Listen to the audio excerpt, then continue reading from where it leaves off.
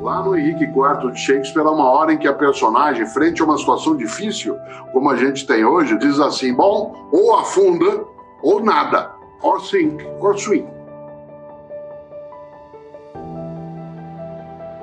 Meus filhos cresceram, os três, com uma ideia que pode até parecer meio perversa, mas ela tem uma natureza pedagógica.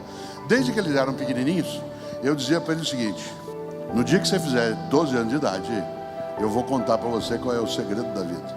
No dia que você fizer 12 anos, eu vou contar o segredo da vida. E todos eles aprenderam. Tanto que todos têm sucesso, são decentes, todos têm capacidade de se dedicar e esforçar.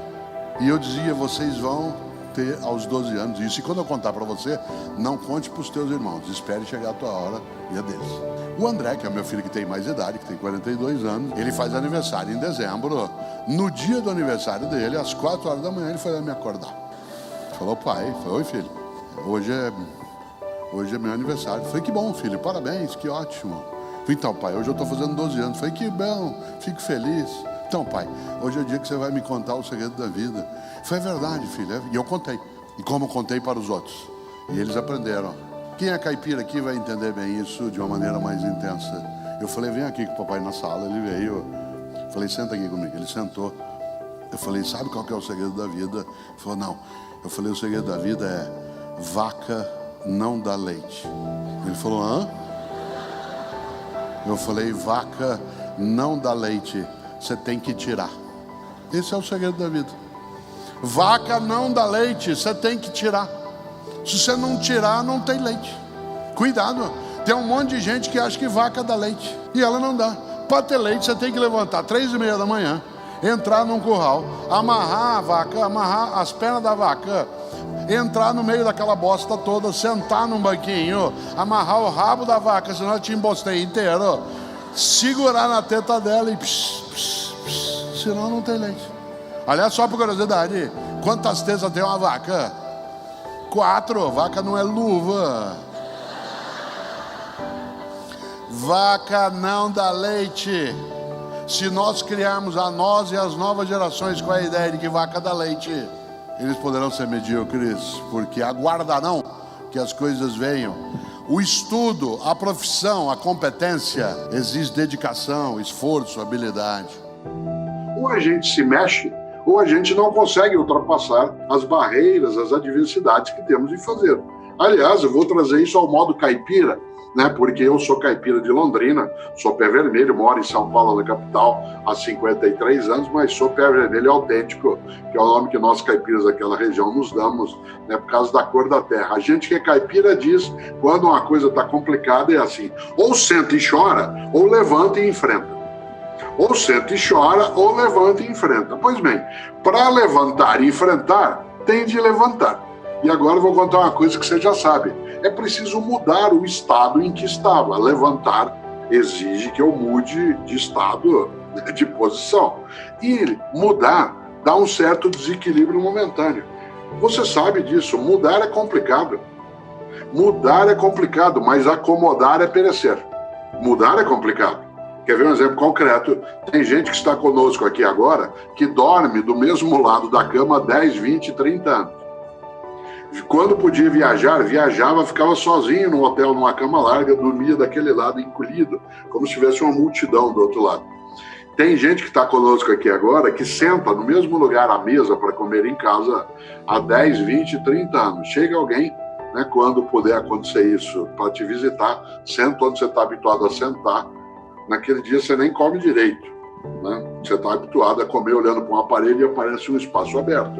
Evidentemente que ou senta e chora ou levanta e enfrenta, significa que a gente precisa correr o risco do desequilíbrio momentâneo. Às vezes, ao terminar uma reflexão como essa, a pessoa chega para mim, e a pretexto até de me elogiar, ela acaba me ofendendo sem querer. Ela diz: Cortella, você tem o dom da palavra. Me dá uma raiva nessa hora. Porque dizer que eu tenho o dom da palavra significa o quê? Que eu não tenho mérito nenhum, que eu não fiz esforço algum, que Deus me chamou e falou: vem aqui menino, você vai falar em público. Claro que não. Faz 62 anos que eu estou na escola, como aluno e professor. Para eu escrever 42 livros, eu já li mais de 10 mil livros na minha vida. Cada dia eu estou numa cidade ouvindo, aprendendo, conversando, refletindo, errando, voltando.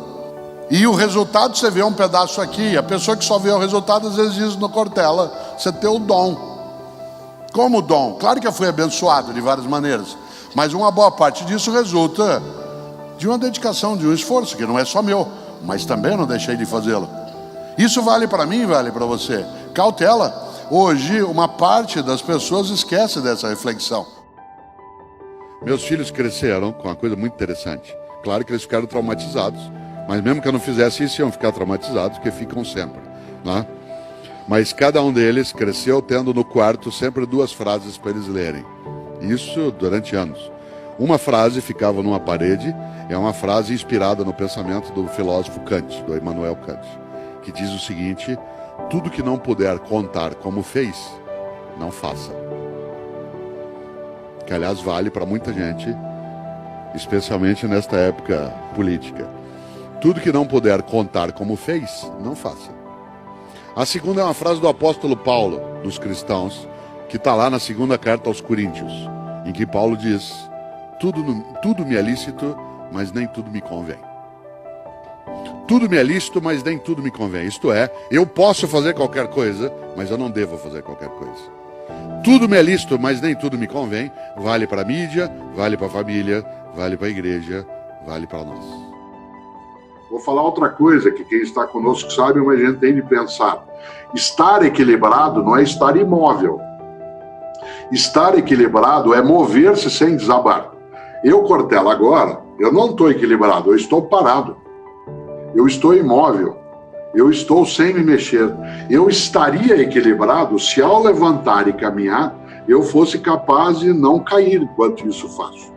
Aliás, uma das coisas melhores é que correr o risco do desequilíbrio momentâneo é ter uma qualidade especial em alguém que queira ter êxito nas coisas que faz, que é uma qualidade chamada audácia. Audácia. Não se confunda audácia com aventura. Uma pessoa audaciosa é aquela que prepara, organiza, estuda, conversa e vai. O aventureiro é vamos que vamos. Primeiro a gente enlouquece e depois vê como é que fica. Um momento como esse que nós vivemos exige sim pessoas que sejam audaciosas, mas jamais aventureiras. Isso vale para o futebol, isso vale para a família, vale para o afeto, vale para o negócio. Não adianta o vamos que vamos. Isso é mera aventura. Você diz, mas essa pessoa é corajosa. Não, atenção, coragem não é ausência de medo. Coragem é a capacidade de enfrentar o medo. Alguém que diz que não tem medo não é uma pessoa corajosa, ela é inconsequente. A melhor maneira de ficar vulnerável é achar que está invulnerável. A melhor maneira de ficar desprotegido é achar que já está completamente protegido.